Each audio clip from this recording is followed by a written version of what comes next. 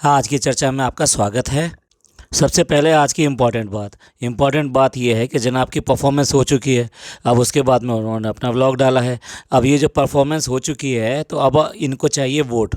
और बेसिकली देखा जाए तो जब तक इनके व्यूज़ अच्छे नहीं आएंगे, आई मीन वोटर्स वोट नहीं करेंगे, तब तक ये आगे बढ़ नहीं सकते हैं।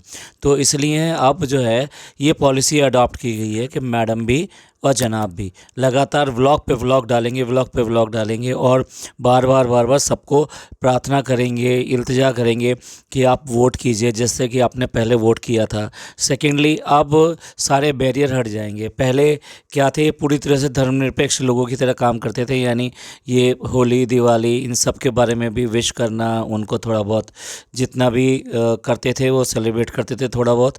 और उसके अलावा जितने मोमडन्स के त्यौहार थे यानी मुस्लिम त्यौहार थे वो भी पूरे पूरे करते थे। तो इस तरह से दूसरों को मुबारकबाद देना और अपने त्यौहार को भी सेलिब्रेट करना, इस दोनों चीज़ें चलती थी। लेकिन अभी क्या है कि क्योंकि पिछली बार जब इन्होंने ये ऐसा किया था तो ये काफ़ी ट्रोल हुए थे कम्युनिटी से बेसिकली। तो देखा जाए तो उसकी वजह से इन्होंने अपना जो है इरादा को चेंज कर दिया और वो सारी चीज़ें वो करने लगे जो बेसिकली इनके वोटर्स यानी कि ये कहना चाहिए इनके व्यूवर्स कहते थे। तो इसलिए इन्होंने ये सब चीज़ें करना छोड़ दिया। लेकिन अब आप देखिए, अब आपको दिवाली भी दिखाई देगी, अब सब कुछ दिखाई देगा, उसके व्लॉग भी आएंगे, सेलिब्रेशंस भी होंगे, मुबारकबाद भी दी जाएंगी और साथ साथ बाकी चीज़ें भी होंगी। क्योंकि क्या है कि जब वोट चाहिए होते हैं ना तो खाली एक टाइप के वोट ही सफिशेंट नहीं होते।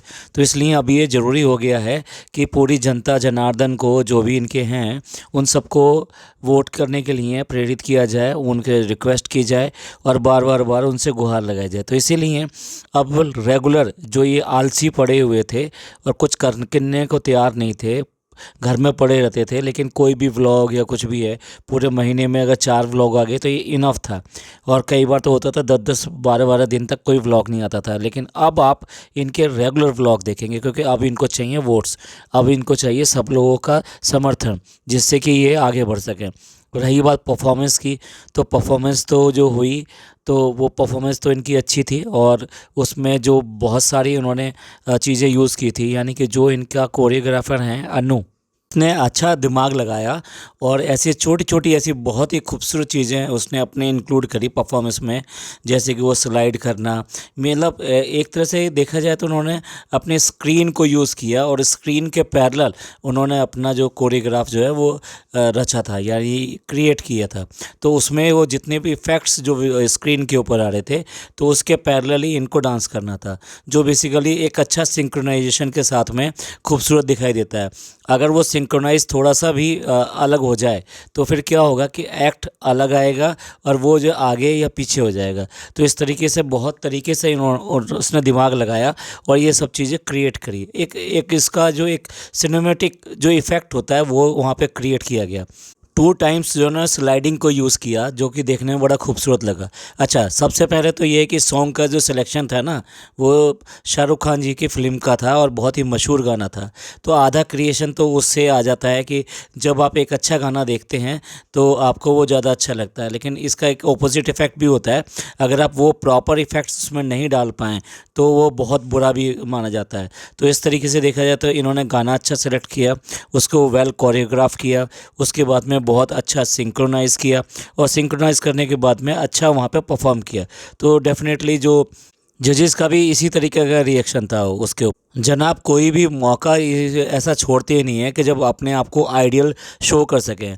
जैसे ही जो जजेस थे उनमें से फ़राह मैम ने जैसे ही कहा कि तुम शाहरुख की तरह परफेक्ट हस्बैंड, परफेक्ट सन और इस तरह से करने की करते हो, तो इस पर वो तुरंत ही वो उन्होंने लपक लिया इसको और वो उन्होंने कहना शुरू कर दिया कि आप कुछ भी पालो, अगर आप अपनी फैमिली को संभाल नहीं सकते तो फिर कुछ भी नहीं है। नो डाउट आप अपनी फैमिली को तो बहुत अच्छी तरह संभाल रहे हैं, आप वाइफ को भी मैनेज कर रहे हैं और मदर फादर को भी मैनेज कर रहे हैं, यहाँ तक कि सिस्टर को भी मैनेज करते हैं। और अगर इससे बाहर बात करें तो फिर कुछ भी मैनेज नहीं होता, वो सब कुछ गड़बड़ होता है, जिसको संभालने के लिए सब कुछ करते रहते हैं। क्योंकि बेसिकली क्या है कि ये लोग जो है ना, ये लोग पर्दे के ऊपर जो है दिखाने की कोशिश करते हैं ना, वो अलग से दिखाने की कोशिश करते हैं और पीछे कुछ और करते हैं। तो यहाँ तो इनकी हिपोक्रेसी जो है ना पूरी तरीके से सामने आ जाती हैं। इसके बाद जनाब देखना चाहते थे कि घर वाले जो है ना उन सब का एक्सप्रेशन जो है क्या रहा जब उन्होंने परफॉर्मेंस देखा। अब नेचुरल सी बात है कि घर वाले तो आपके परफॉर्मेंस को अच्छा कहेंगे, और हर घर वाले को अपना बच्चा या कह लीजिए अपना आदमी का जो परफॉर्मेंस होता है वो डेफिनेटली अच्छा लगता है, और उनकी खुशी होती है कि भाई वो आगे किसी भी तरीके से जाए और उसके ऊपर अच्छे अच्छे कमेंट आएँ, ये सब आएँ।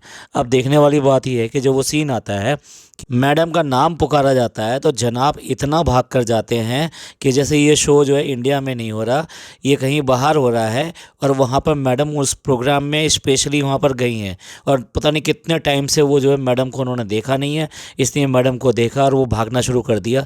पता नहीं कितने दिन से वो यहाँ पर सेट पर लगे हुए थे और मैडम से मिल नहीं पाए थे। इस तरह की ओवर एक्टिंग करना और ये सब करना, ये अच्छा नहीं लगता है। सिमिलरली मैडम भी जो है पूरी की पूरी ओवर एक्टिंग करती हैं, वहाँ घर पर भी अपने ओवर रिएक्शंस के साथ में बताती हैं कि जो बच्चा है वो फर्स्ट टाइम जो टीवी पे आया है, यानी उसका डेब्यूट हो गया। कमाल ही है, तो डेब्यूट बड़ा अजीब ही दिखाई दे रहा है।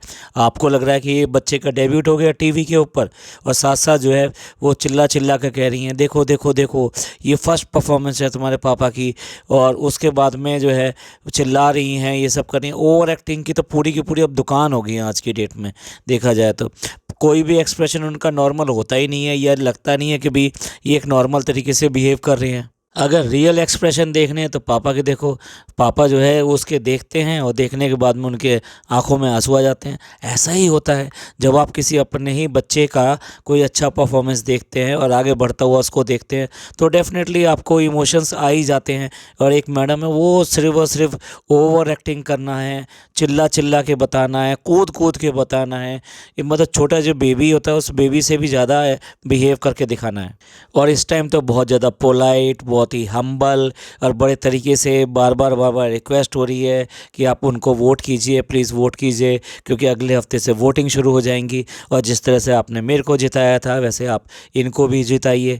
और जनाब भी आकर जो यही कहते हैं कि भाई हमारी जो जर्नी जो थी ना वो बहुत ज़्यादा से टाइम से ये था कि हम किसी भी तरीके से झलक करें, यानी झलक उनके लिए एक अल्टीमेट शो था जो वो करना चाहते थे, और कब से करना चाहते थे, जब से वो इस इंडस्ट्री में आए हैं।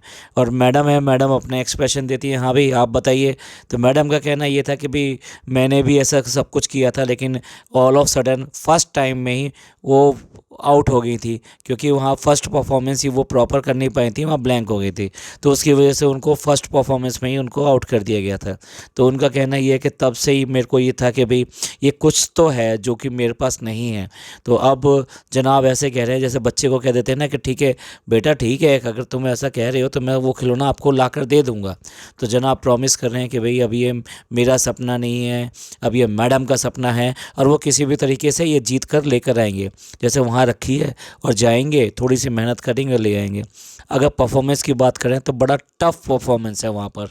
3-4 कंटेस्टेंट जो है बहुत ज़बरदस्त टक्कर देंगे जनाब को, और बहुत मेहनत करनी पड़ेगी इसको इम्प्रूव करने के लिए और ऊपर आने के लिए। तो इतना इजी नहीं है ये वाला शो जो है आपका नंबर 1 आना, और ख़ास तौर से जबकि वो जो लड़की है वो बच्ची इतनी परफेक्शन के साथ में डांस करती है कि लगता है कि जैसे उसके बराबर में अभी तक कोई भी कंटेस्टेंट उसके आसपास भी नहीं है। तो इस तरह से ये जो कंपटीशन है ये बहुत टफ होने वाला है, और इतना इजी नहीं है कि आप उसकी ट्रॉफ़ी हासिल करने के लिए अभी से ये कह पाएँ कि भाई मैं ही इसको हासिल करूँगा। बहुत ज़्यादा इसमें मेहनत की ज़रूरत पड़ेगी। तो एंड करते हैं इस पॉडकास्ट को। ये पॉडकास्ट आपको पसंद आया हो तो प्लीज़ लाइक कीजिए, सब्सक्राइब कीजिए और शेयर कीजिए। खुश रहिए और अपने लोगों का ख्याल रखिए। शुक्रिया, धन्यवाद, थैंक यू, अल्लाह हाफिज़।